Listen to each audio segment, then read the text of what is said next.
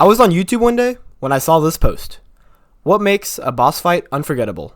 It had 4 choices: music, mechanics, setting, difficulty. And as someone who's played more boss fights than I'd like to admit, this stopped me. It's such a simple question, but the more I thought about it, the more I realized just how deep it really is. Because a great boss fight doesn't just test your skills. It sticks with you, it becomes a memory, a moment. So I scrolled down to see what everyone else thought the answer was, and difficulty won the poll? And while I get it, I mean, who doesn't remember the fight that made them want to throw a controller? And it got me thinking, is that really the thing that makes a boss fight unforgettable? Not good, not clever, not hard, but unforgettable. I couldn't stop thinking about it, so I started digging. I started replaying moments in my head, the music, the build-up, the setting, the story, all of it. And that's when I realized this question deserves more than a poll. So in this video, I want to take a look at some of gaming's most iconic boss fights, the ones that everyone remembers. I'll be breaking them down using 4 major elements: music, mechanics, setting, difficulty, and I'm adding a 5th, narrative and emotional impact, because sometimes what makes a boss fight stick with you is what it meant. By the end, maybe we'll find one element that reigns supreme, or maybe it depends on the fight or the player. So if you like deep dives, emotional breakdowns, or just hearing someone yell about why a cartoon skeleton ruined their life, more on that later, consider subscribing. But anyways, this is a showdown. Let's go on a quest to figure out what actually makes a boss fight unforgettable.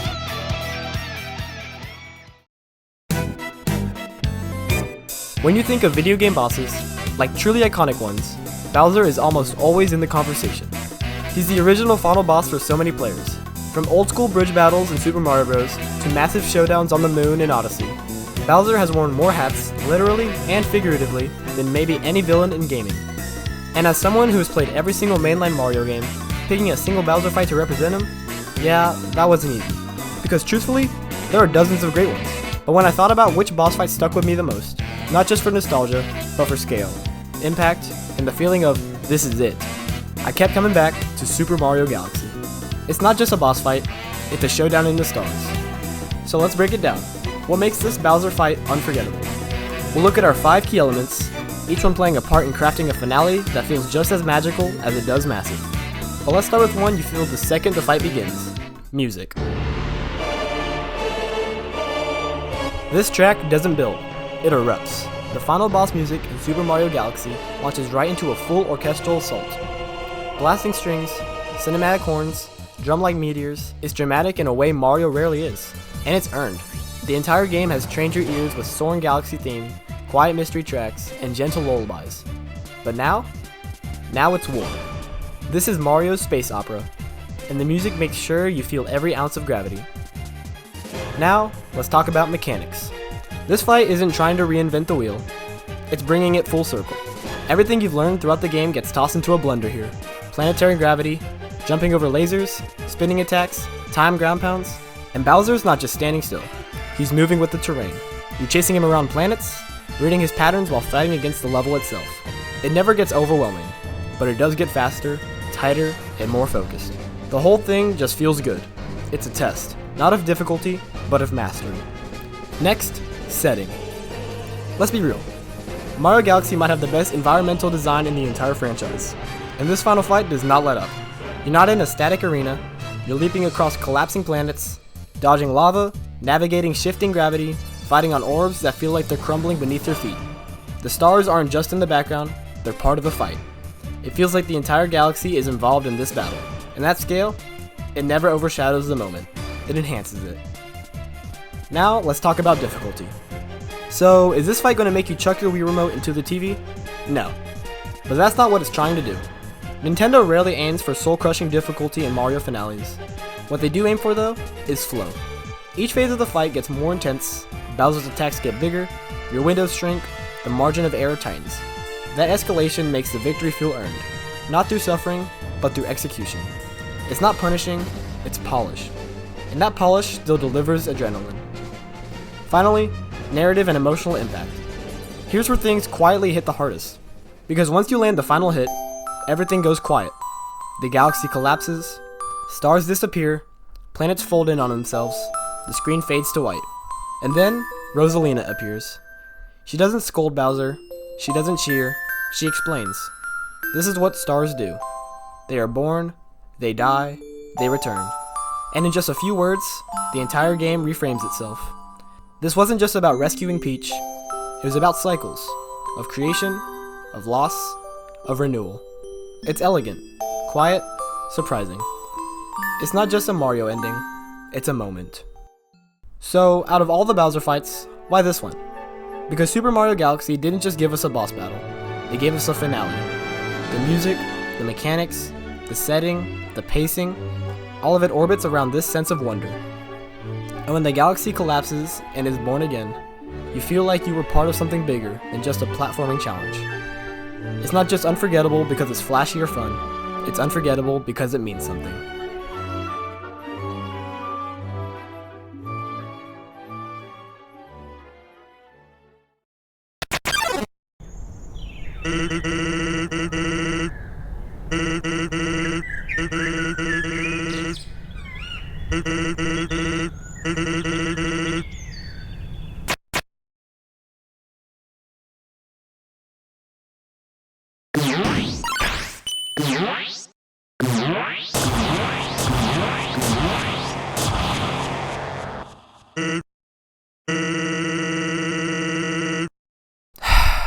Okay, let me just say it up front.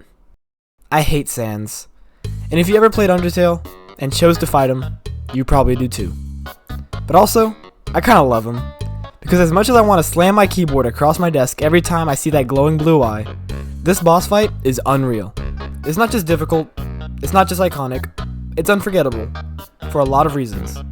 But before we get into why this battle matters so much, let's rewind a bit. You don't fight Sans on a normal playthrough, you have to choose to go down the darkest path possible. The genocide route. You have to kill everyone. And the game knows it. So when Sans, the laid-back skeleton who joked his way through the entire game, finally steps in, it's not just a fight, it's judgment. Let's break it down, starting with... Alright, let's get it out of the way. Megalovania has become the meme song of the internet. You've heard it in remixes, in parody videos, probably in your dreams, but underneath that meme status, this song is actually phenomenal. It doesn't just slap, it explodes. There's no slowdown, there's no intro. It just punches you straight in the face with that distorted guitar and never lets go. It's chaotic, unrelenting, and somehow still groovy. It sounds like a boss fight inside a breakdown, and it fits Sans perfectly. Because this isn't a dramatic, cinematic showdown, this is a moment of pure consequence. Megalovania isn't just here to hype you up, it's here to remind you of what you've done. Next, let's go over mechanics.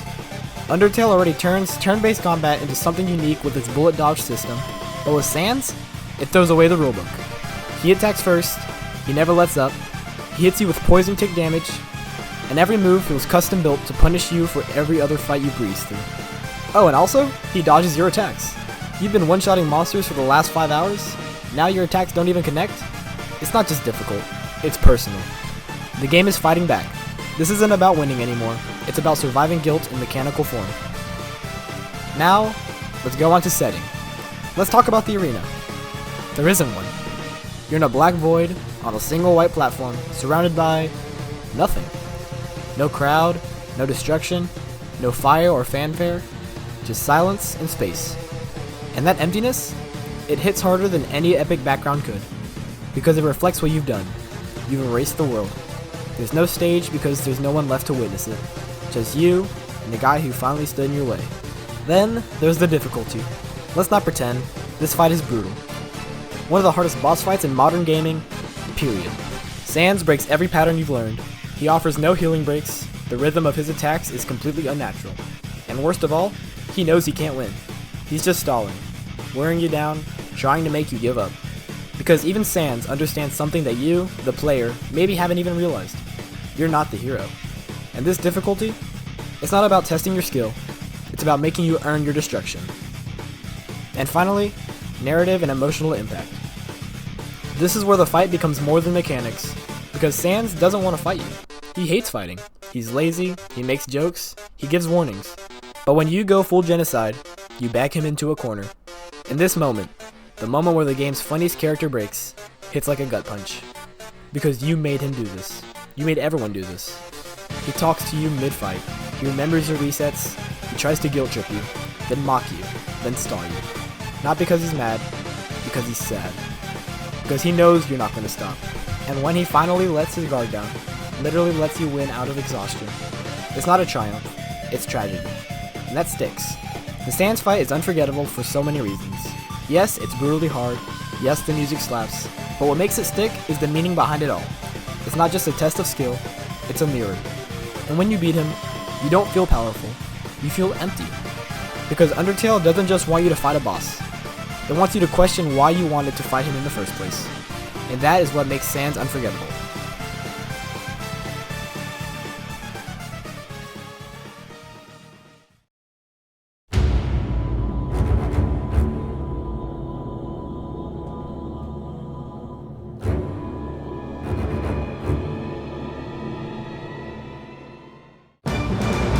There are boss fights that test your skill, and then there are boss fights that test your soul. From the moment Final Fantasy VII Rebirth begins, Sephiroth isn't just a villain, he's an echo, a ghost stitched in Cloud's memory, a presence felt more than seen. He doesn't walk into scenes, he unfolds into them.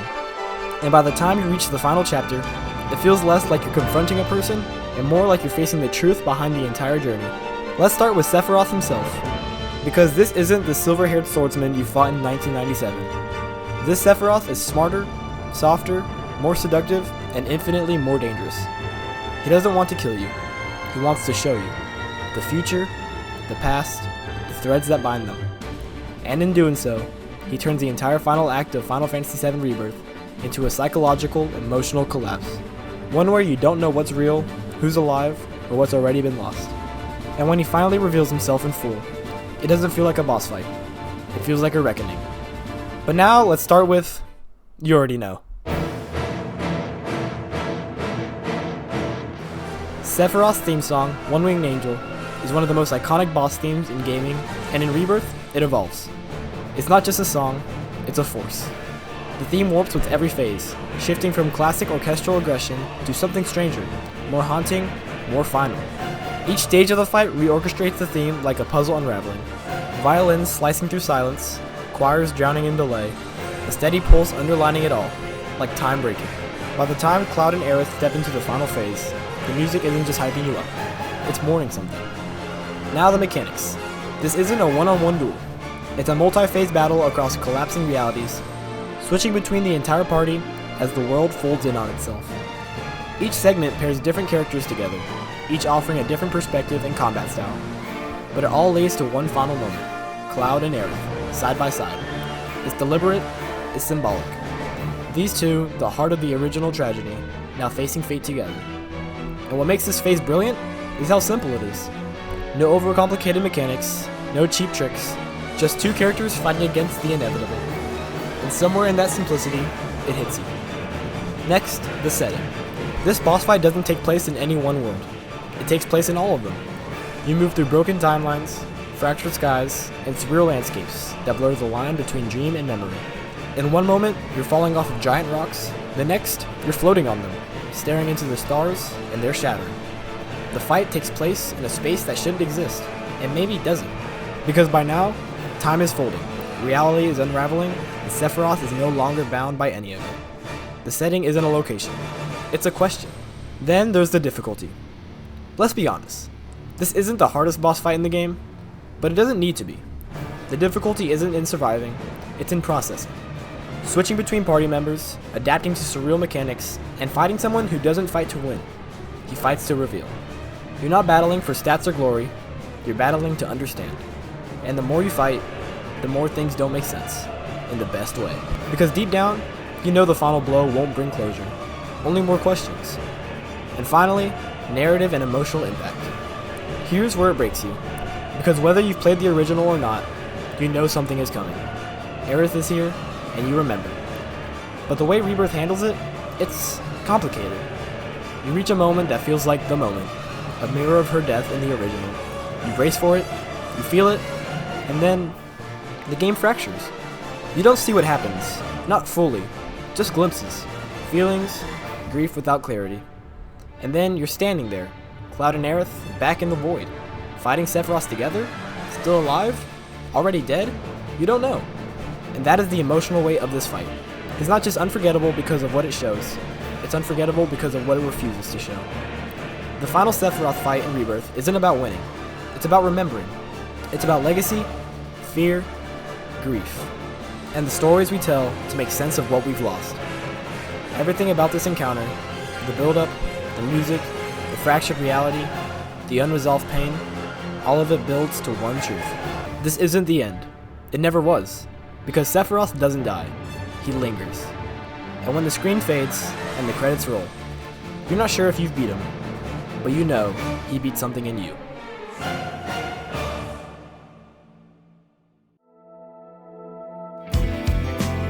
So, we've gone through 3 of the most iconic boss fights in gaming. A showdown at the center of the galaxy, a battle of wits and rhythm against a smiling skeleton, a clash of fate in a space between time and memory. Each of them unforgettable, but for completely different reasons. Was it the music, the mechanics, the setting, the difficulty, or maybe the final element we added, narrative and emotional impact? Maybe it's all of them, maybe it's none of them, or maybe it's something deeper.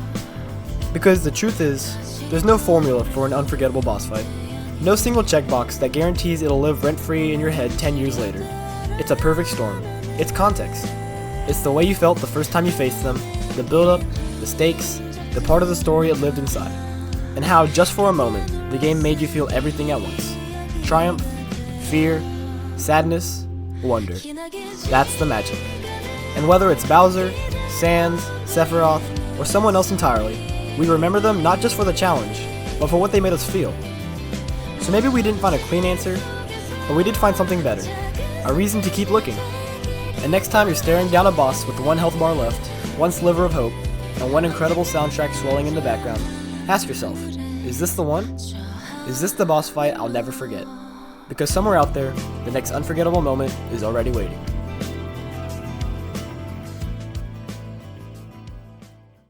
So there you have it. 3 boss fights, 5 elements, 1 big question. What actually makes a boss fight unforgettable? Maybe it's not just one thing, it's the way everything comes together. The music, the mechanics, the setting, the difficulty, and the emotional weight behind it all. These moments don't just challenge us, they stay with us. Anyways, if you enjoyed this video, I'll make a lot more like it. Deep dives, emotional breakdowns, and probably way too many dramatic pauses. So feel free to subscribe, or drop a comment about the boss fight that you'll never forget. I also stream on Twitch, probably yelling about another boss fight I wasn't ready for. I'd love to see you there, link in the description. But that's all I got today. Thank you guys so much for watching, and I'll catch you on the next one. Take care.